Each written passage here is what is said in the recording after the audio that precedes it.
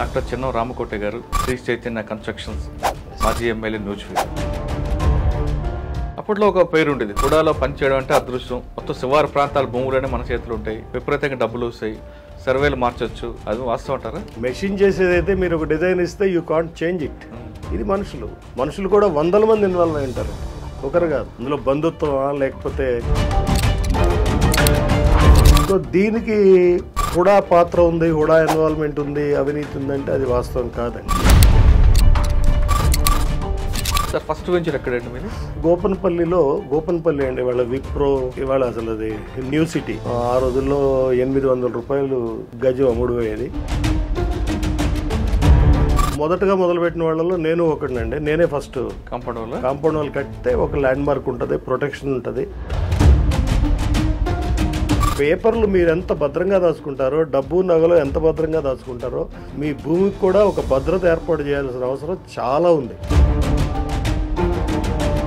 Land owner తీసుకుంటారు, దానికి ఒక ఆర్చ్ కమానం కట్టి దానికి ఒక డిజైన్ వేసి ఒక బ్రోచర్లు వేసి ఇంకా ఈ ల్యాండ్ నాదే అని అమ్మేస్తుంటారు. అది నేరమా కాదు? ఇప్పుడు మోసపోయేవాడు ఉంటే మోసం చేసేవాడు ఉంటాడండి. ఇది ఇద్దరిది బాధ్యత, ఎక్కడ ఒక్కళ్ళది బాధ్యత అంటే కుదరదు. సార్ కొంతమంది రియల్ ఎస్టేట్ వ్యాపారులు ఫ్రీ లాంచ్ అని పెడుతున్నారు, మీకు అక్కడ పోతే ఏం కనిపించదు, 8th ఫ్లోర్ నీది 9th ఫ్లోర్ నీది అంటుంటాడు.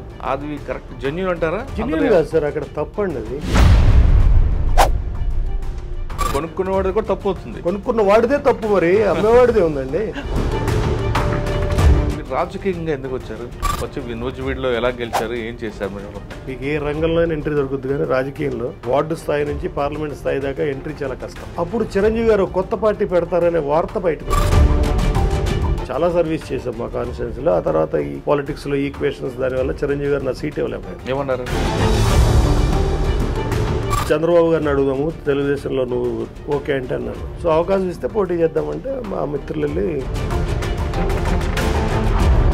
గవర్నమెంట్ ఎంప్లాయీ, బిజినెస్ మ్యాన్ గా మారడం, తర్వాత పొలిటీషియన్ గా వెళ్ళడం. ఇక్కడ ఈ 3 స్టెప్ల్లో 3వ స్టెప్లో మీకు ఏమైనా ఇబ్బంది అనిపించలేదా? ఫస్ట్ మా ఫాదరు నేను పాలిటిక్స్ లో జర్నీ స్టార్ట్ చేశాకండి మా ఊరు వెళ్ళాను. మా నాన్న ఇంట్లో బెడ్రూమ్ లో తీసుకెళ్లి తలుపేశాడు. అరే ఇందిరాగాంధీ గారు అని ఎవరు అనట్లా, లేకపోతే జవహర్లాల్ నెహ్రూ గారు అంటలే. రాజకీయాల్లో ఉంటే గౌరవం ఉంటుందని వెళ్ళేటప్పుడు రాజకీయాల్లోకి వెళ్తామండి. ఆ తర్వాత మిమ్మల్ని గౌరవించేవారే ఉండరు. సో మీరు సాక్రిఫైస్ చేసి సర్వీస్ చేసినందుకు రాజకీయ నాయకులకు బాగా డబ్బులు వస్తాయి అంటుంటారు, వాస్తవం అంటారండి? మీ ఫోకస్ డబ్బు మీద ఉంటే మీరు దానికోసం ఎత్తుతారు. అట్లా అందరు వ్యక్తులు ఉంటారు. ఎక్కడ ఏ విధంగా డబ్బులు వస్తాయి? మీకు తెలిసిన వ్యక్తికి కాంట్రాక్ట్ ఇచ్చుకోవటం, లేకపోతే ఎవరికైనా కాంట్రాక్ట్ వస్తే వారి దగ్గర ఎంత కమిషన్ మాట్లాడుకోవటం, లేకపోతే వారికి అడ్డం పెట్టి బ్లాక్ మెయిల్ చేసి ఎంత ఇస్తేనే చేయిస్తారంటాం. ఈ మూడోది ఇక జేబులు కొట్టడం అండి. జేబులు కొట్టడం అంటే వైన్ షాపుల దగ్గరికి కలెక్ట్ చేసుకోవడం, లేకపోతే కొంతమంది ఆఫీసర్లో టార్గెట్ ఇస్తారు, పోలీస్ స్టేషన్కి ఎంత ఇవ్వాలన్నా కానీ. సార్ ఎమ్మెల్యేకి ఎలాగ వస్తాయి డబ్బులు అంటే చెప్పండి? ప్రభుత్వ భూములు వీళ్ళ భూమిగా మార్చుకోవటం, లేకపోతే మైనింగ్, కాంట్రాక్టర్ కమిషన్, లేకపోతే బెదిరించడాలు. సిటీలో మీరే కాకుండా చాలా మంది ఉన్నారు రియల్ ఎస్టేట్, అవన్నీ కాకుండా మీ దగ్గర ఎందుకు కొనాలి? ల్యాండ్ టైటిల్ పర్ఫెక్ట్ చూసుకునే వాళ్ళు కొన్ని వందల మంది ఉంటారు సార్, పర్మిషన్ తెచ్చుకునే వాళ్ళు ఉంటారు. అన్ని లక్షణాలు అందరి దగ్గర ఉండవు.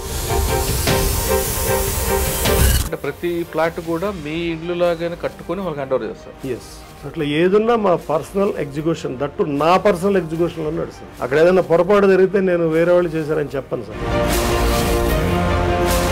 కానీ కొంతమంది రియల్ ఎస్టేట్ వ్యాపారులు భారీ ఎత్తున ప్రకటనలు, ఆఫీసులు, ఈవెంట్లు పెడుతూ చేస్తుంటారు. అన్ని పెడతారు సార్, ఈవెంట్లు పెడతారు, బ్యాంక్ అకౌంట్లు తీసుకెళ్తారు, ఇంకా వేరే తీసుకెళ్ళి అన్ని అక్కడ వేయాలి. అవన్నీ కూడా మన డబ్బులే. అది ముందు మీ తర్వాత మీ